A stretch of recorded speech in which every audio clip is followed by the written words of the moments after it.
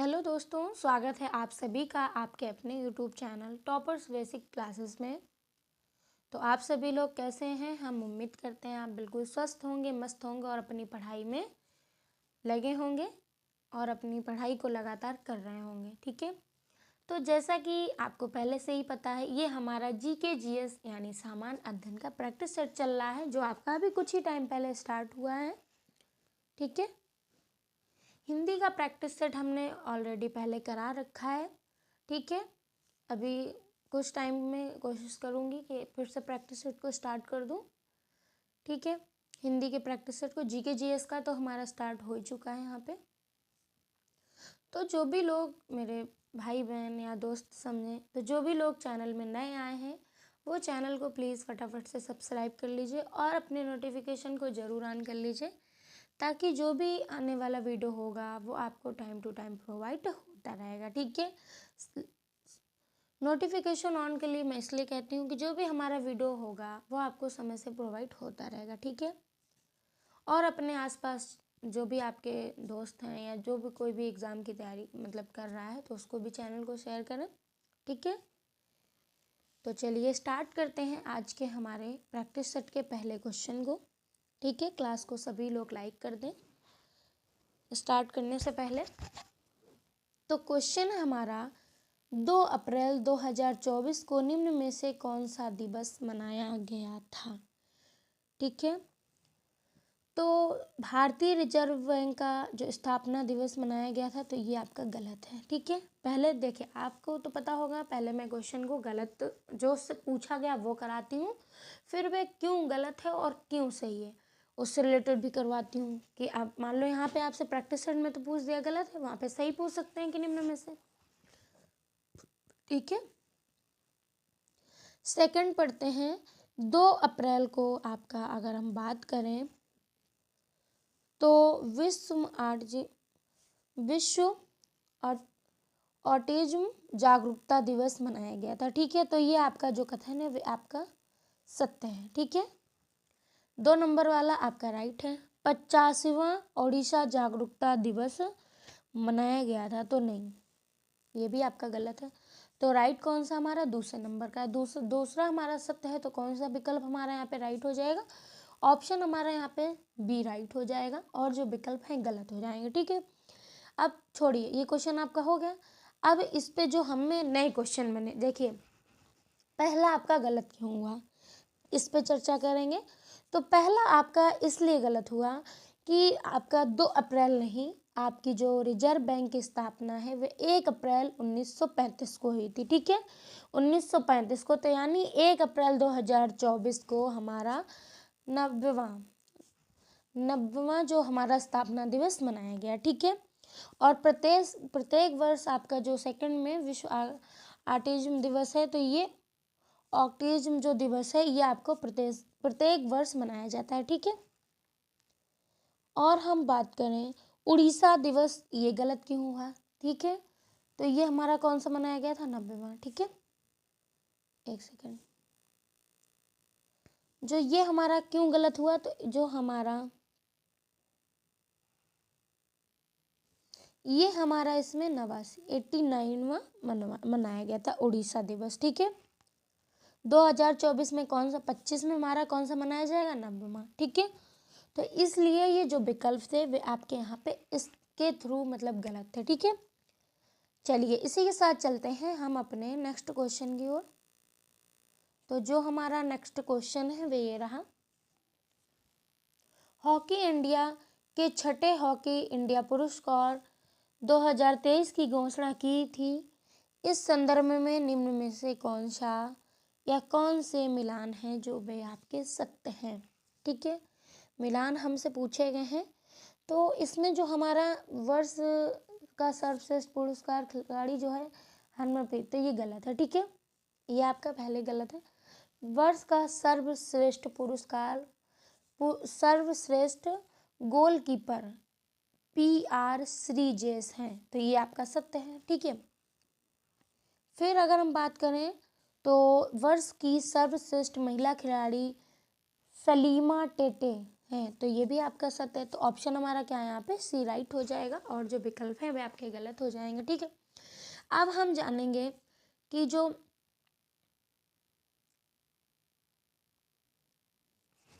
हमारे ये जो थे, ये आपके यहाँ पे सत्य थे। ठीक है,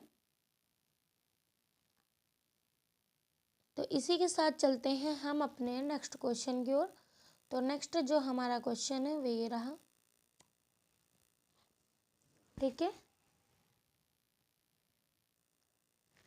तो क्वेश्चन है हमारा, लमितीय सैन्य अभ्यास किन दो देशों के मध्य आयोजित किया जाता है? तो ये अभ्यास आपका भारत और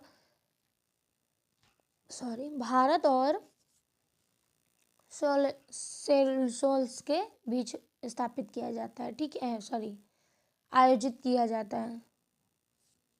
एक सेकंड वेट करिए, ऑप्शन आपका यहाँ पे बी राइट हो जाएगा। ठीक है, भारत और सेशेल्स के बीच में आयोजित किया जाता है। ऑप्शन बी हमारा यहाँ पे राइट हो जाएगा, क्योंकि ये मिस्टेक मुझसे इसलिए हुई कि उसमें दिया था तो हमने उसको सही बोला था, लेकिन नहीं, ऑप्शन बी हमारा यहाँ पे राइट होगा। और हम बढ़ चलेंगे अपने नेक्स्ट क्वेश्चन में, नेक्स्ट क्वेश्चन की ओर। अगर हम बात करें तो इस अभ्यास की जो पहली बार किया गया था तो वह आपका 2001 में किया गया था। ठीक है, और वर्ष 2024 में इसका 10वां संयुक्त युद्धाभ्यास था। ठीक है, और अगर पूछा जाए तो ये आपके किस लिए किया जाता है, तो मित्रता या अभ्यास का उद्देश्य शांति स्थापना संचालन पर संयुक्त राष्ट्र चार्टर के अध्यक्ष के अर्थ ये मतलब उसके थ्रू किया जाता है। ठीक है, तो चलिए इसी के साथ चलते हैं नेक्स्ट क्वेश्चन की ओर। तो नेक्स्ट हमारा जो क्वेश्चन है वे ये रहा, आइए देखते हैं। तो नेक्स्ट हमारा क्वेश्चन है वे रहा, किस राष्ट्रीय, एक सेकंड पेन ले लेती हूँ, किस राष्ट्रीय उद्यान में बाघों की आबादी को सुरक्षित करने के लिए हाल ही में आनुवंशिक बचाव का प्रस्ताव पारित किया गया है? तो ये हाल ही में आपके रणथंभौर राष्ट्रीय उद्यान में इस आनुवंशिक बचाव का प्रस्ताव पारित किया गया। ठीक है, तो कब किया गया? अप्रैल 2024 में राष्ट्रीय उद्यान बाघों की आबादी को सुरक्षित करने के लिए आपके विशेषज्ञ आनुवंशिक बचाव का प्रस्ताव पारित किया गया है। ठीक है, इसी के साथ चलते हैं अपने नेक्स्ट क्वेश्चन की ओर। तो नेक्स्ट जो हमारा क्वेश्चन है देखते हैं, ये रहा।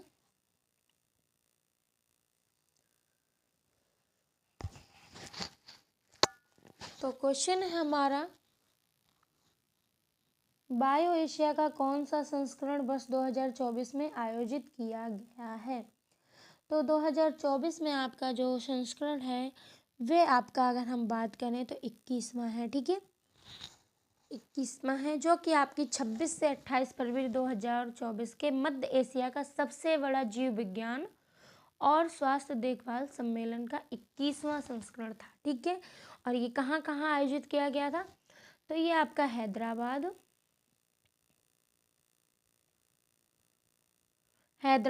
और आपका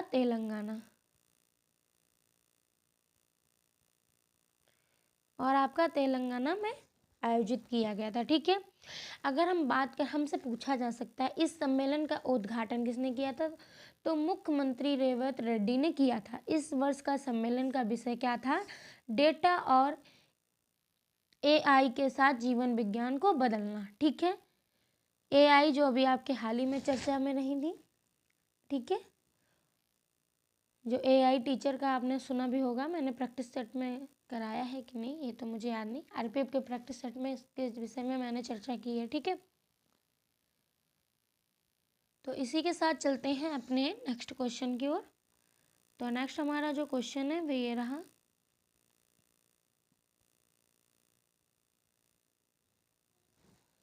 तुर्कियों की सांसद ने हाल ही में स्वीडन के नाटो की सदस्यता से संबंधित प्रस्ताव की पुष्टि की है। इस संदर्भ में निम्न कथनों पर विचार करें। ठीक है, विचार या हम मिलान या जो भी कुछ है, जब तक हम कुछ नहीं पढ़ेंगे थोड़ा सा उस विषय में नहीं जानेंगे तो हम उसको सही नहीं कर सकते हैं, ठीक है। इसलिए आपको करंट भी अपनी तैयार करते चलना है, ठीक है। और अपना आपका जो भी सिलेबस वो बोलते हैं वो भी आपको पढ़ के चलना है, ठीक है। और प्रैक्टिस सेट तो ज़्यादा से ज़्यादा लगाइए, उसमें पता चलता है कि हमारे क्या क्या हम कर सकते हैं, ठीक है। तो अगर हम बात करें तो आइए चर्चा करते हैं, ठीक है।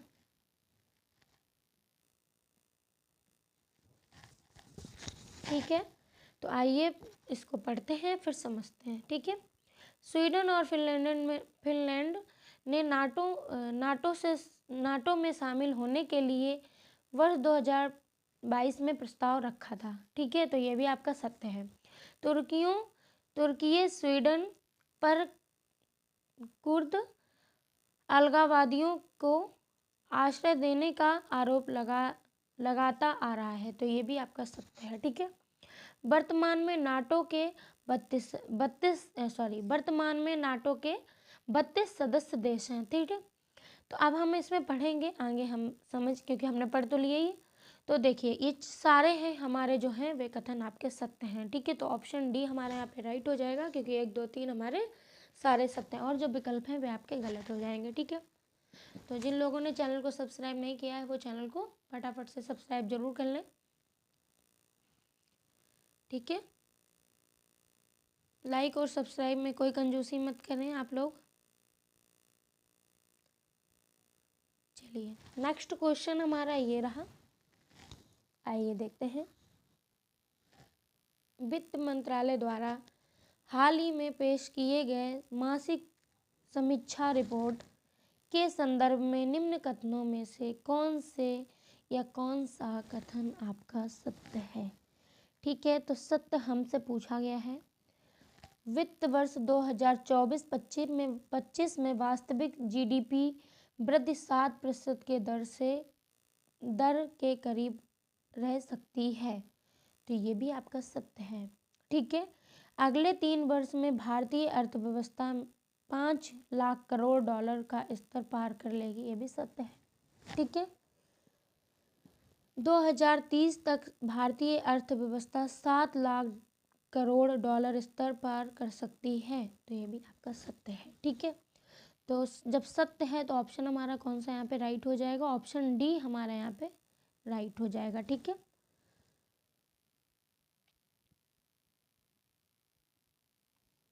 क्या है, ऑप्शन डी हमारे यहाँ पे राइट हो जाएगा। और हम बढ़ते हैं अपने इसी के साथ नेक्स्ट क्वेश्चन की ओर। थोड़ा सा स्क्रीन को बड़ा कर लेते हैं सॉरी। तो जो हमारा नेक्स्ट क्वेश्चन है वो ये रहा,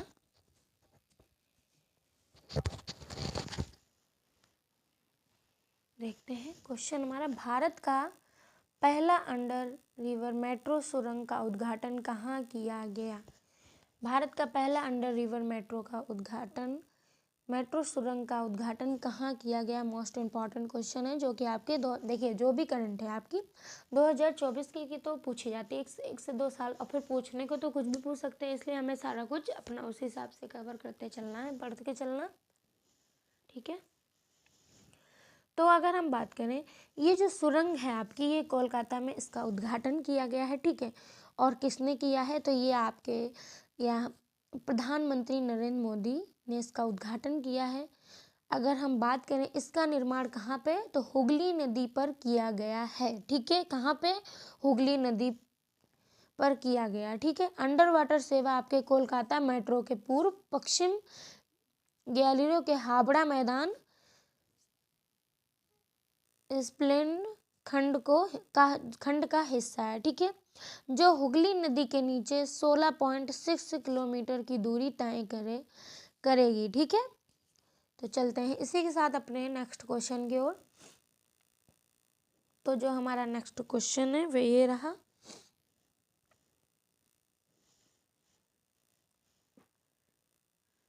आइए देखते हैं। क्वेश्चन हमारा, भारत के एकमात्र राष्ट्रीय डॉल्फिन अनुसंधान केंद्र का उद्घाटन हाल ही में इनमें से किस स्थान पर किया गया है। तो इसका जो उद्घाटन है हाल ही में, ये आपके पटना में किया गया। कहाँ पे, पटना में किया गया, ठीक है।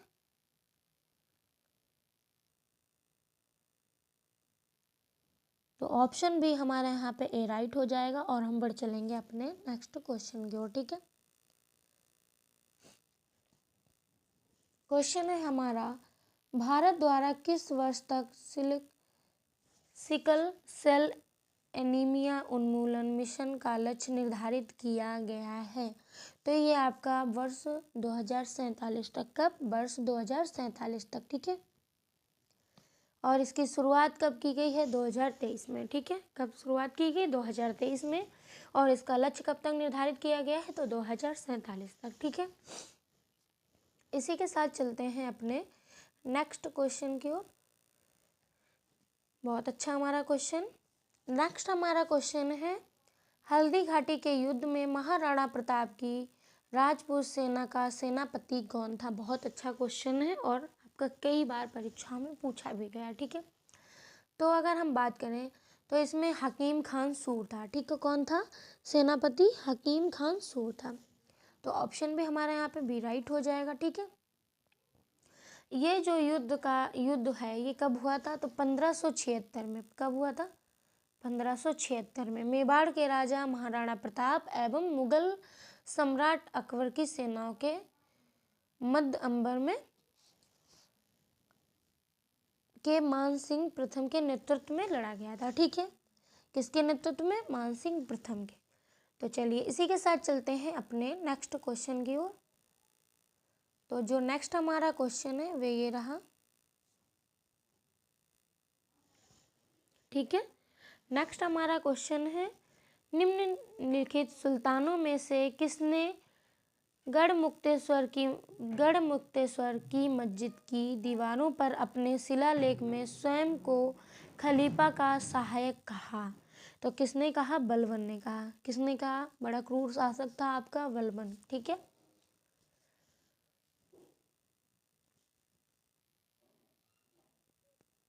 इसका नाम क्या था? गियासुद्दीन बलबन। ठीक है, क्योंकि पूछने के तो हमें जरा से भी क्वेश्चन में अटका देंगे। ठीक है, तो क्या नाम था? ये जो था तो उगल खान नसरुद्दीन मोहम्मद ने इसको प्रदान किया था। जिल्ले लाई, ईश्वर का प्रतिबिंब स्वयं की धारण कर, इसने ये बोलता था कि नहीं मैं जिल्ले लाई। ठीक है, इसी के साथ चलते हैं अपने नेक्स्ट क्वेश्चन की ओर। तो नेक्स्ट हमारा जो क्वेश्चन है आइए देखते हैं।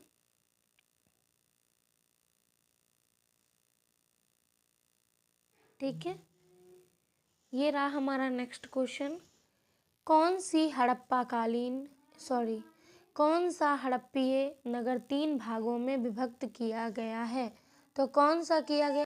कौन सा हड़प्पीय नगर 3 भागों में विभक्त किया गया? तो ये आपका धौलावीरा है। एक सेकंड वेट करिए भाई, कहाँ से ही गड़बड़ी हो जाती है। ठीक है, तो ये जो है तो इसको लोथल में विभक्त क्या बोल गई, धौलावीरा को तीन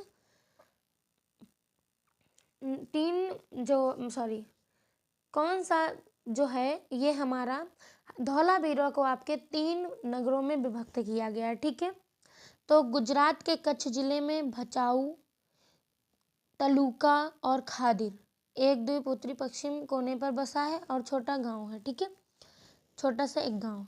तो चलिए इसी के साथ चलते हैं हम अपने नेक्स्ट क्वेश्चन की ओर। अगर हम जैसे हमसे पूछा जा सकता है धौलावीरा टीले की खोज किसने की? तो इसकी खोज आपकी 1967 से 68 में जेपी जोशी ने की थी। ठीक है, ये इंपॉर्टेंट था इसलिए बता के आपको चलना है। ठीक है, बना नहीं दिया आपको, इसलिए बोल के चल रहे हैं, यानी कि बता के। ये आपका कैसा था? ये आयताकार बना था। ठीक है, कैसा था? आयताकार बना था। एक सेकंड बना के भी बताती हूँ। ठीक है, ये आयताकार सा था। ठीक है, ये पूछा जा सकता है। चलिए इसी के साथ चलते हैं अपने नेक्स्ट क्वेश्चन की ओर। तो नेक्स्ट हमारा जो क्वेश्चन है वे ये रहा। ख्वाजा मोइनुद्दीन चिश्ती के शिष्य थे, तो ये किसके शिष्य थे ये पूछा गया है। ठीक है, तो ये आपके ख्वाजा उस्मान हारूनी के शिष्य थे। ठीक है, ऑप्शन सी यहाँ पे हमारा राइट हो जाएगा और हम बढ़ चलेंगे इसी के साथ अपने नेक्स्ट क्वेश्चन की ओर। ठीक है, तो नेक्स्ट हमारा जो क्वेश्चन है, आइए देखते हैं क्या है। क्वेश्चन आपका बहुत अच्छा निकल के आया है। वैदिक कर्मकांड में होत्र का संबंध क्या था? ठीक है, संबंध है, किससे है आपका, ये पूछा गया। तो ये आपका ऋग्वेद से, किससे? ऋग्वेद से। ऑप्शन ए हमारा यहाँ पे राइट हो जाएगा। इस पे हम थोड़ी सी चर्चा करेंगे। ऋग्वेद के आपके ज़्यादातर मंत्र देवआहन से संबंधित हैं। किससे? देवआहन से संबंधित हैं। ऋग्वेद के जो मंत्रों का उच्चारण करके जो पुरोहित यज्ञ संपन्न करता था उसे होत कहा जाता था। क्वेश्चन आपको पूछ सकता है कि वैदिक कर्म का हेत से क्या संबंध था, ये यही पूछ सकते हैं इसको क्या कहा जाता था। ठीक है, तो कई प्रकार के आपके क्वेश्चन यहाँ पे बनते हैं। ठीक है, ऋग्वेद का संबंध स्रोत एवं प्रार्थनाओं से था। ठीक है, ऋग्वेद के 2 ब्राह्मण थे, ऐत्रेय और कौशिकी। ठीक है, कौशिकी। तो चलिए इसी के साथ चलते हैं हम अपने नेक्स्ट क्वेश्चन की ओर। तो जो हमारा नेक्स्ट क्वेश्चन है वो ये रहा। ठीक है, नेक्स्ट हमारा क्वेश्चन है, भारत छोड़ो आंदोलन के दौरान उत्तर प्रदेश के निम्नलिखित जिलों में से किसमें समांतर सरकार की स्थापना की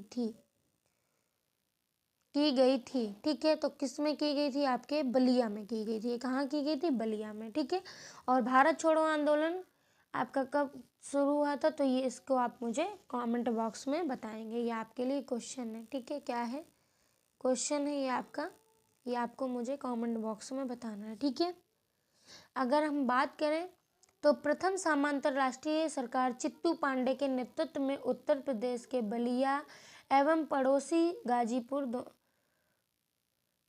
गाजीपुर दोनों ही स्थान पर थोड़े समय के लिए स्थापित की गई थी। ठीक है,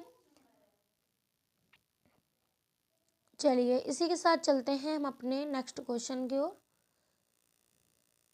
तो क्वेश्चन है हमारा, लोकसभा की राज्यवार सीटों का आवंटन आधारित है। इसका जो आवंटन आधारित है तो वह आपका किस पे है?